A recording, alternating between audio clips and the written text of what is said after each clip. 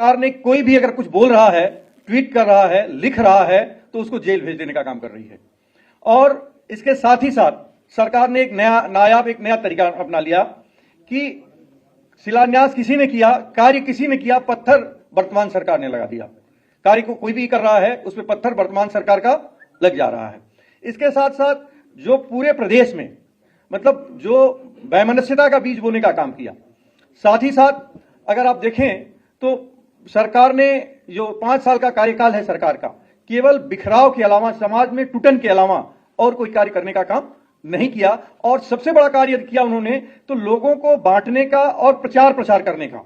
सबसे ज्यादा बजट अगर किसी का है इनका तो प्रचार करने के लिए है। रोज कहीं न कहीं अखबार में बड़े बड़े विज्ञापन हैं, होर्डिंग्स हैं, लेकिन धरातल पे वो कोई चीज आज की तारीख में मौजूद नहीं है। कहीं पे भी धरातल में कोई चीज मौजूद नहीं है। और हम अपने जिले की बात करते हैं, एक उदाहरण हम देते हैं कि हमारा जिला गोरखपुर, जहां से माननीय मुख्यमंत्री जी स्वयं आते हैं, अगर बाढ़ प्रभावित इलाका है, एक बाढ़ का उदाहरण देते हैं, बाढ़ में इस साल 3 गांव कट के खत्म हो गए, लेकिन वहां पे कोई बजट नहीं दिया गया। कोई भी बजट ऐसा नहीं दिया गया जो बाढ़ पीड़ितों के लिए दिया गया हो।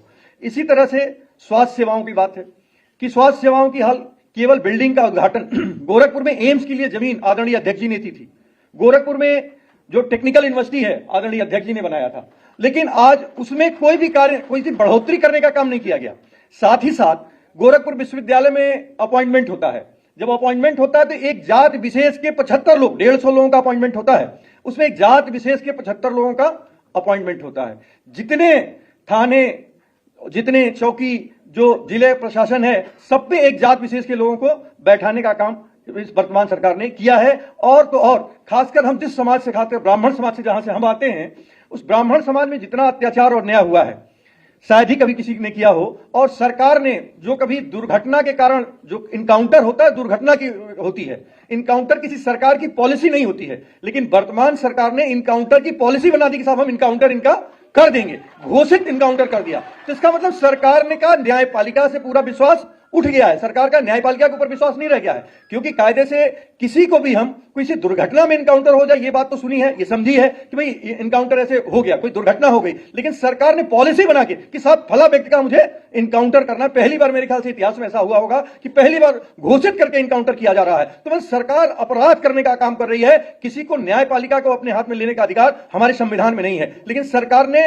न्यायपालिका के भी कार्य को अपने हाथों में लेने का काम किया है आज की तारीख में, और लोगों को घोषित इनकाउंटर कर दिया है। इसी तरह जब डेंगू की बात आई थी तो डेंगू की वजह से तो मर रहे थे लोग। गोरख बीआरडी में जो जापान जेईटी और जापानी इंसेफ्लाइटिस से लोग मर रहे थे, तो वहां के प्रिंसिपल है राजीव मिश्रा, गलती किसी और की थी, राजीव मिश्रा को वहां पे ले जाकर सजा दे दी गई। उनकी पत्नी को 2 साल जेल में रखा गया, उनको जेल में रखा गया। उनका क्या अपराध है शायद कहीं किसी को मालूम हो। कफील जिसने सेवा करने का काम किया था उसको जेल में रखने का काम किया। अभी आप देखिए विवेक तिवारी के यहां हत्या कर दी गई, ऊंचाहार में हत्या हो गई, 5-5, 6-6 हत्याएं ऊंचाहार में हो गई। इसी तरह भी गोरखपुर में 24 नवंबर को दिन दहाड़े जो कि कहा जाता है कि कानून व्यवस्था बेहतर है, सीएम सिटी है, वहां पे एक अंकुर शुक्ला नाम के नौजवान की ईंटे से कूच कर हत्या की गई है, और उस पर भी सरकार ने कहीं कुछ नहीं किया। और अभी तक की जो भी सरकारें हैं वो यदि कोई कार्य करती हैं तो वो ये कार्य करती हैं कि जो पीड़ित होता है उसके पास जाती हैं, लेकिन वर्तमान सरकार में जो उनके सहयोगी दल हैं अपराधी के घर पूछताछ करने गए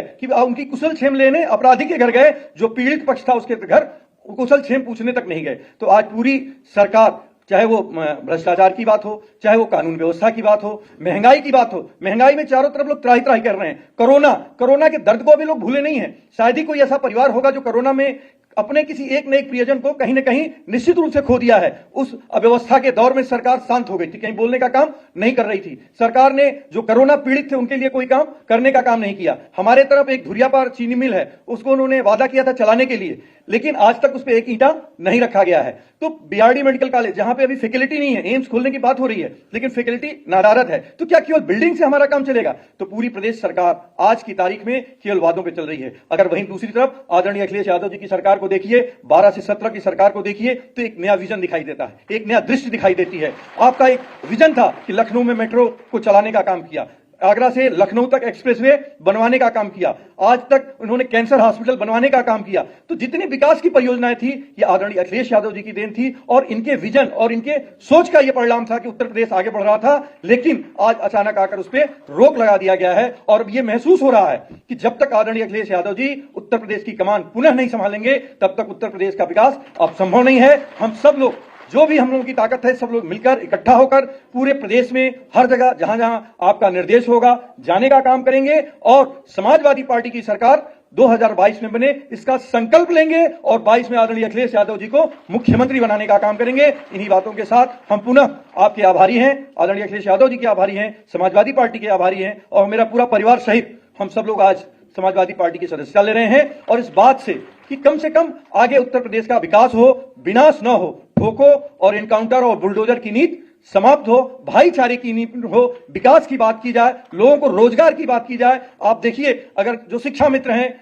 जो परीक्षा लीक तो मेरे ख्याल से एक ये बन गया है, एक सिस्टम बन गया है, जो भी परीक्षा हो जा रही है वो लीक हो जा रही है, फिर उसकी जांच हो रही है, फिर उसका सेंटर अगर गोरखपुर से कहीं मेरठ भेज दिया जा रहा है और मेरठ से कहीं गोरखपुर भेज दिया जा रहा है। तो इस तरह का काम इस सरकार में हो रहा है और इस सरकार में शायद ही कोई खुश होगा, शायद ही इस सरकार के जाने के लिए अब हर आदमी कामना कर रहा है, हर आदमी प्रयास कर रहा है और आने वाले जब भी मत पड़ेंगे तो 2022 में लोग संकल्पित हो गए कि अखिलेश यादव जी की सरकार बनेगी और 2022 में अखिलेश जी मुख्यमंत्री होंगे, ऐसी हम सब लोगों का विश्वास है। इन्हीं बातों के साथ आप सब लोगों का साधुवाद, धन्यवाद कि आप सब लोग यहाँ पे आए और आपने देखा होगा उत्तर प्रदेश के लगभग हर जिले से कुछ न कुछ लोग आज यहाँ अखिलेश यादव जी से मिलने के लिए आए हुए हैं, हर जिले से, चाहे वो सोनभद्र हो, चाहे वो गोरखपुर हो, चाहे वो बस्ती हो, चाहे वो देवरिया हो, संत कबीर नगर हो, श्रावस्ती हो, हर जिले से लोग आए हुए हैं। कोई ऐसा जिला नहीं है कि उस जिले से लोग आज समाजवादी पार्टी की सदस्यता लेने स्वतः न आए हुए हों। तो आज ये उत्साह दिखाई दे रहा है और सब लोग, इसीलिए आज जो प्रचार मंत्री अगर उनको हम कहें, आज मुख्यमंत्री की लड़ाई नहीं रह गई है,